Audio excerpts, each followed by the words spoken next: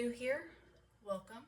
And if you're one of my lovely subscribers or if you've watched any of my previous videos, thanks for coming back.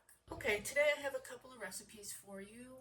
One is a recipe that I've sort of come up with myself and I've been enjoying, which is actually sort of cooked apples, and it's something that you can use in a bunch of different ways. And the other is from another creator, and I'll talk more about that when we start that recipe, and I'll also link that down in the description box. Okay, the first recipe is going to be for cooked cinnamon apples.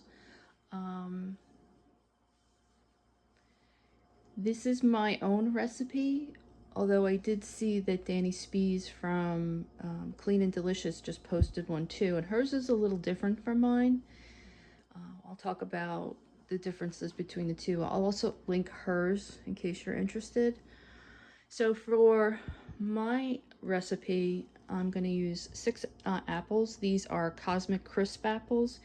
You can use whatever apples are your favorite. That just happens to be what I have. I'm also going to, obviously, if they're cinnamon apples, you have to have cinnamon in them. And I actually really love cinnamon, so much so that I bought 2 more of these containers at Aldi this week because I'm going through it so quickly. So the sweetener I'm using in this is Swerve, the 0-calorie sweetener, and this is brown sugar. And then you just need a little bit of butter and a little bit of water. So the first thing we're going to do is we're going to chop up the apples. And you can leave the skins on or you can take them off. I leave them on because I feel like it holds the pieces of apple together better, and it just has more flavor. So let me get everything together and I'll start chopping up those apples. Okay, I'm gonna be a little bit lazy with this, and I'm going to use my apple corer. You can just chop them, but like I said, I'm being a little lazy today. Ooh, wow, that was harder than I thought.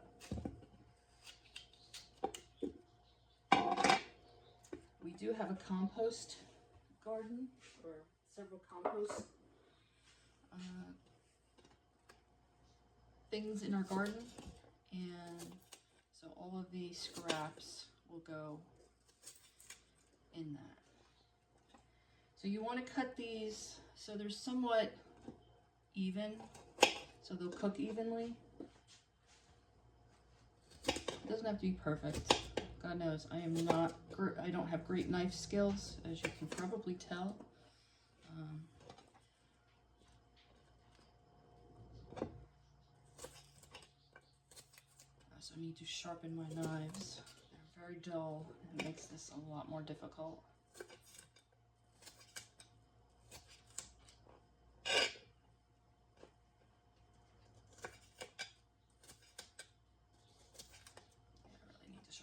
These are terrible. Alright, I'm going to go ahead and chop the rest of these up, and I'll come back when I have that done. Okay, I have my apples all chopped up now. I ended up only doing 5 instead of 6 because this yielded a lot more than I was expecting. So I have it on medium heat, and I'm just going to add some water. A couple tablespoons, just for the moisture to have the apples cooking something. And then I'm going to add about a tablespoon of butter. I'm using just whipped butter because that's what I have, and I just made a huge mess. What you want to do is let these apples cook, let the butter sort of melt and coat the apples, and let the apples cook so they soften a bit. You don't want them completely mushy because we still have to make the cinnamon, and we have to add the cinnamon and the brown sugar, so it's going to cook a little bit after that. So I would say cook it for maybe 3 or 4 minutes when it's just starting to get a little bit soft. So we'll be back for when I add the next set of ingredients. Okay, so these have been cooking for about 7 minutes or so. I am using an induction cooktop. So I don't know how much of a difference that makes compared to, say, a gas stove. Now, I love cinnamon. Like I think I've mentioned, I love cinnamon. So I am going to be heavy-handed with it. You obviously add as much or as little to satisfy your own tastes, but I'm just going to sprinkle, trying to coat as many of the pieces of apple as I can. Oh, it smells so good. Ugh. Right. And then I have about 4 tablespoons of the Swerve brown sugar. Again, do it as to your own tastes. If you want it sweeter, add more. If you want it less sweet, add less. Add less. Easy for me to say. And we're just going to mix this all up. Trying to get everything, all of the apples coated as best we can. I'm going to let this cook for a few more minutes just to make sure that the apples are soft but not mushy. Now, Danny Spees, in her recipe, she does not use the brown sugar. She uses maple syrup. And I may try that the next time I make this, but I think what I'm going to do is maybe do 1 tablespoon of maple syrup and the rest the Swerve brown sugar. The reason I use the Swerve is because I'm trying to keep the calories down on this, because it can get a little out of control if you're not careful. So I'm interested to see how it would taste with some maple syrup in it. I'm sure it's going to taste good. You know, but that seems to be the main difference between our recipes. Now, another thing that you can do, this sauce is going to be fairly watery when it's done. It's going to thicken up a little bit, but for the most part, it's going to be pretty watery. What you could do if you want a thicker, more like syrupy sauce is you could make a cornstarch slurry and put that in, but I like it a little more watery because I mainly use this on yogurt bowls, so I like the watery sauce to kind of infiltrate the yogurt. So obviously that's completely up to you. I'm going to turn the heat down on this a little bit, it's a little high. And I'm just going to let this cook. Make sure that the apples are fork tender when they're done. That's how you know they're done. Not quite done yet, but they're getting there. Make it a little, still have a little bit of give to them. You don't want them too mushy, because it is just going to be a lump of apples. You do want them to keep their shape a bit. Keeping the skins on does help with that a little bit. It also has a lot more nutrients if you keep the skin on. And like I said, I just like the flavor. So I'm going to go ahead and let this cook for a couple more minutes. Then what I'm going to do is I'm going to take it off the heat. And I'm going to let it sit and cool. And then I'll show you how I make my yogurt bowls. If you happen to see my Instagram from last weekend, I made some of these and I made a yogurt bowl, and it was so good that I decided that I was going to have it for the rest of the week. And I decided I want to have it this coming week as well. What I will do is whatever I have left over, I'll put in a container and put in the fridge, and it'll last for several days. See, the sauce is already starting to thicken up a little bit here. I might add a little bit of water just to thin it out a little bit, because like I said, I like it runny. But I'm going to take this off the heat once it's done, let it cool, and then I'll show you how I make my yogurt bowl. I have to say, it smells so good in the house right now. It totally smells like fall. I woke up this morning and it was only in the 50s in terms of temperature, which I love. Fall is my favorite season, so I am digging this weather. I can't believe it's actually the end of August. Usually it's in the 90s, but perfect weather. Now there's a lot of different things that you can use these apples on. Obviously a yogurt bowl, which is what I'm going to do. You can put it on pancakes, you can put them on waffles. You can, I think this would actually be really good if you had like a pork chop and you put it on that. But I'm basically going to use it for a yogurt bowl. A little tip from me to you that I've been doing more recently when I make pancakes or waffles. Like I said, I'm trying to keep the calories down on it, and I'm the type of person who likes to slather maple syrup all over pancakes and waffles and stuff.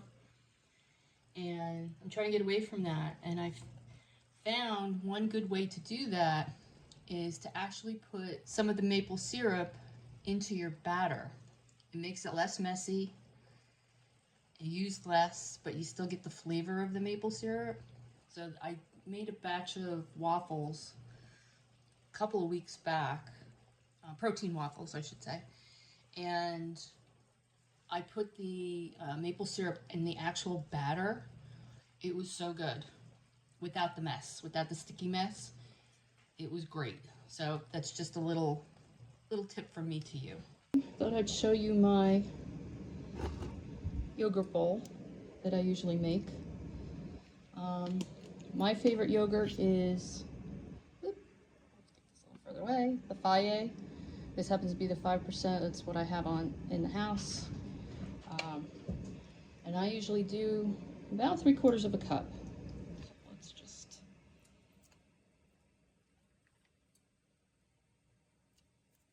obviously use whatever yogurt is your favorite. This happens to be mine. I like the tartness and the consistency of it. That's about close enough.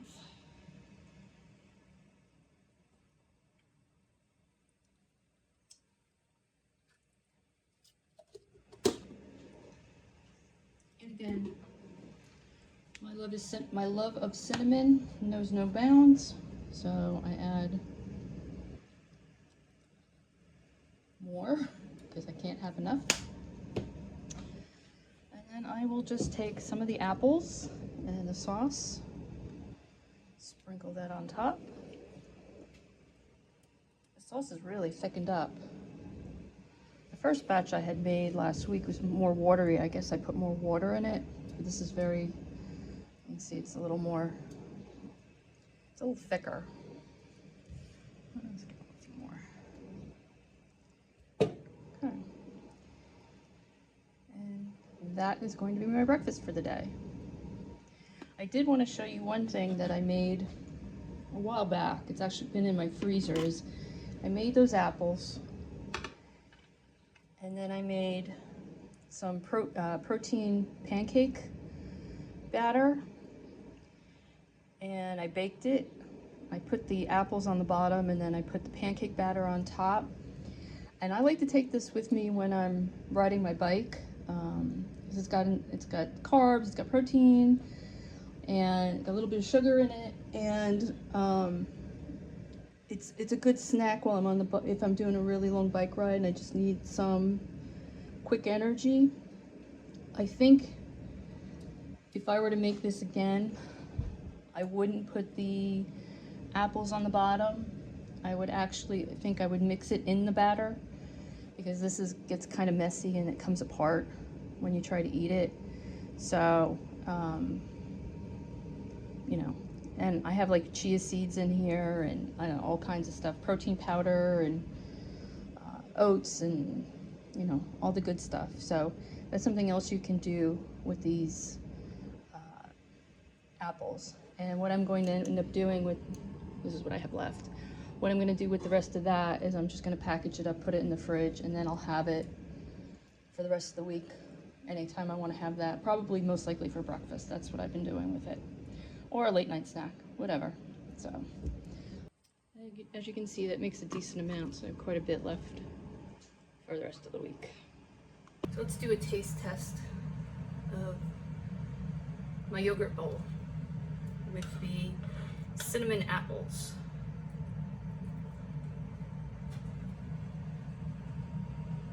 Cheers.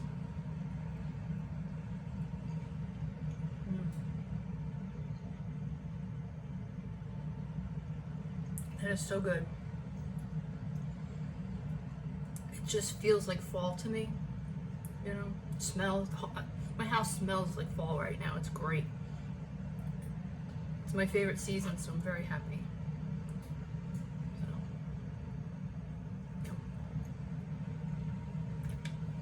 Okay, for the second recipe, these are all of the ingredients that you're going to need.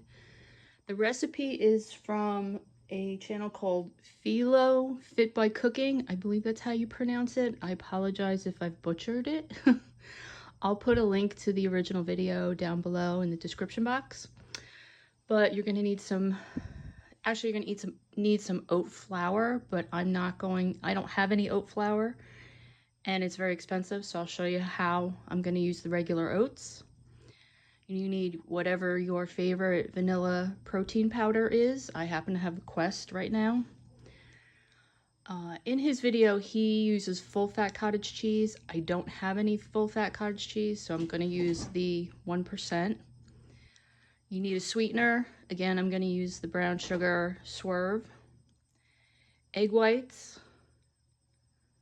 The zest of a lemon. He uses raspberries. That's what I'm going to use. You can use basically any kind of berry. Salt, baking powder, baking soda, butter, and an egg. Now, in his video, he uses coconut oil instead of butter, but I don't have any, so he said you can use butter in place of it, so that's what I'm going to do. So let me get started on this, and the first thing we're going to do is I'm going to preheat the oven at 350 degrees. So we can go ahead and do that. Okay, a hack that you can use if you don't have oat flour is you just take some rolled oats. Now, his recipe calls for, let me see, 120 grams. Oops, doesn't want to tear today. Come on, dude. Work with me here. Thank you. All right, 120 grams. Exactly 120 grams. And what you can do is just grind it up.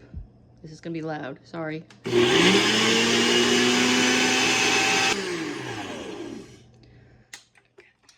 just want to make sure it all gets ground up in there. There's still some pieces, so I'm going to shake it up a little bit. Put it back in. I can't do this one-handed. There we go. Okay, so here is our 120 grams of oats that are ground up into a nice flour. So I'm gonna add that. We're gonna combine all of our dry ingredients. All right, let me get all of this out. Okay, now you're gonna add 50 grams of whatever sweetener you're gonna use, whether it's monk fruit or stevia, and like I said, I'm using the Swerve brown sugar. You're going to add 45 grams or approximately 1.5 scoops of your protein powder. Ugh, making a mess. The kitchen was clean. It's not now.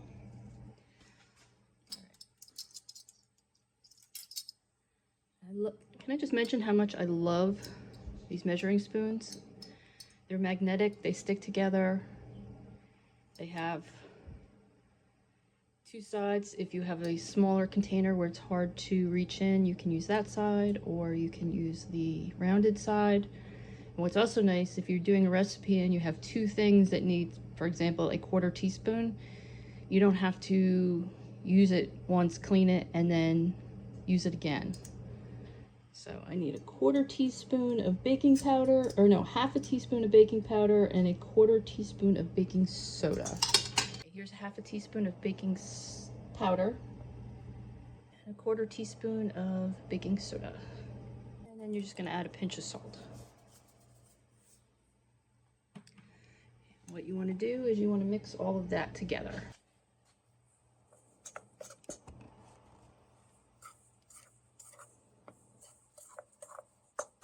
Clumps of the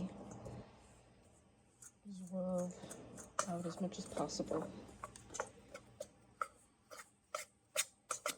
We're going to mix the wet ingredients into this, so that will help it. some of that out ahead of time. Okay, first we're going to add our egg.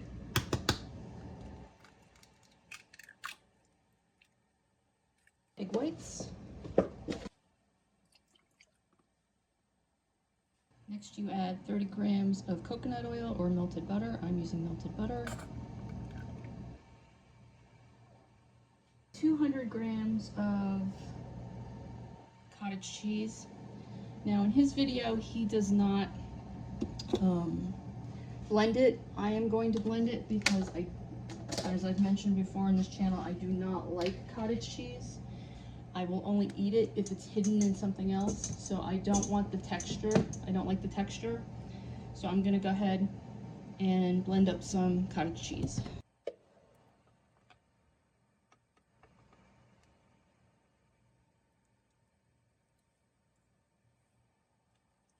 And the final ingredient for the wet mixture is some lemon zest. He said you can put lemon juice in this, but he said it was too tart for him. I'm not going to do it because I don't really like things that are super tart. So good.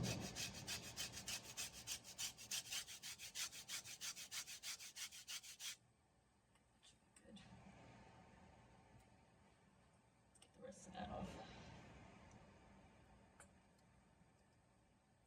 Mix all of that up. Add a spoon.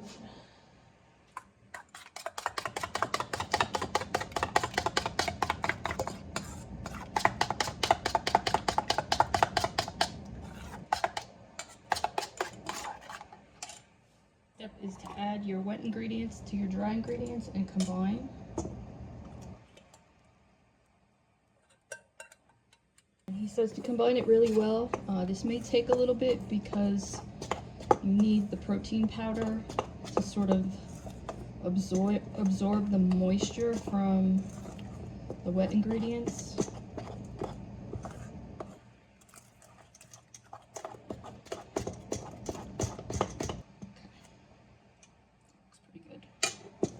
Next, what you're going to do is you're going to line your pan with some parchment paper. If you either wet it or crumple it up, it makes it easier to get it to fold into the pan. I'm just going to go ahead and spray this quickly with some non-stick spray. Forgot one step before we do this. This step. You want to add your berries. As soon as you're done mixing the batter, and you just want to do this very gently because you don't want to break up the raspberries too much. You just want to get them incorporated into the batter. So in my hand.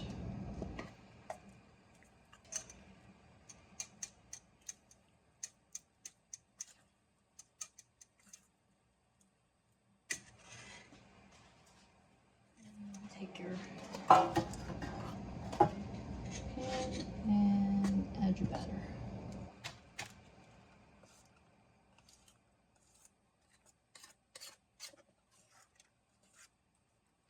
And spread it so it's even across the pan.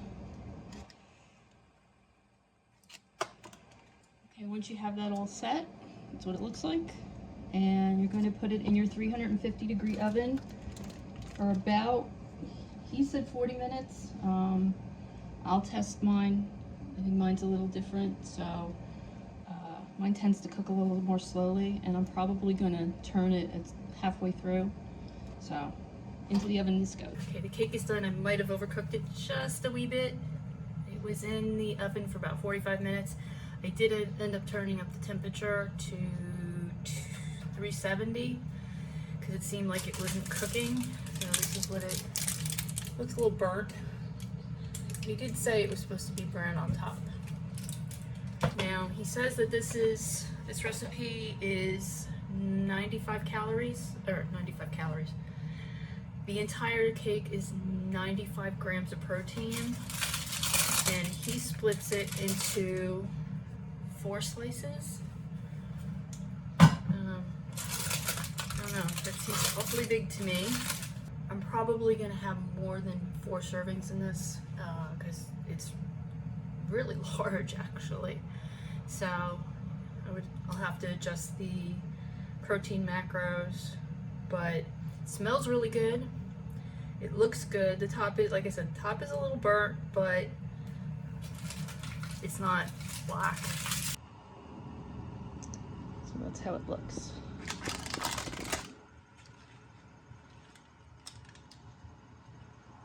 It's very hot, as you can see. Let's cut a little slice.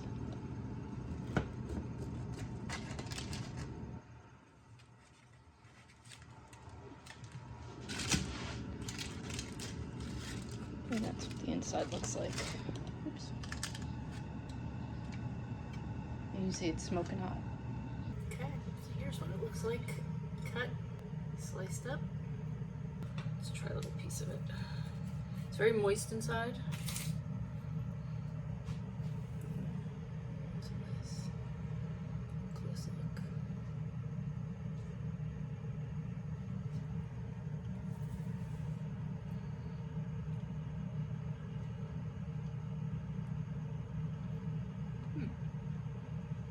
It's good.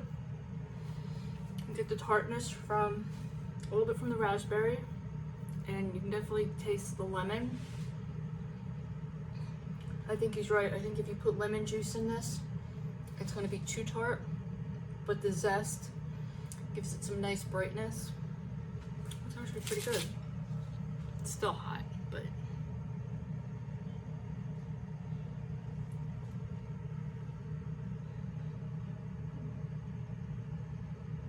I would definitely make this again.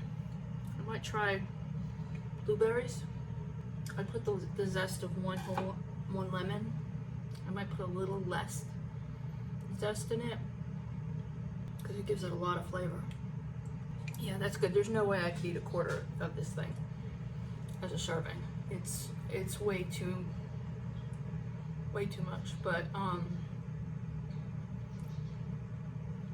that would be a nice little snack at night, or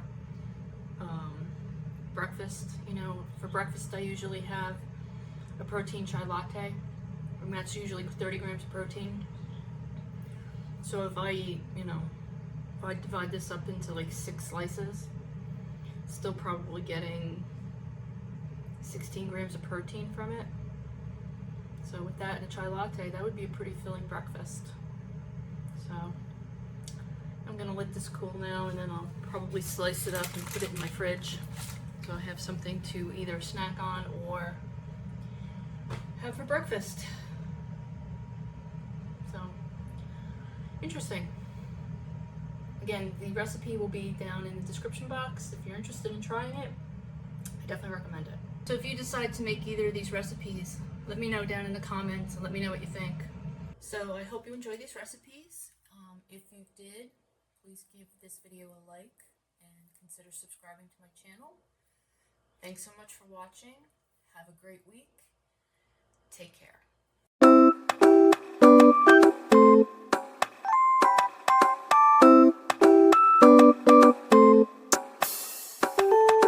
Give a little bit of loving, just a little bit the real.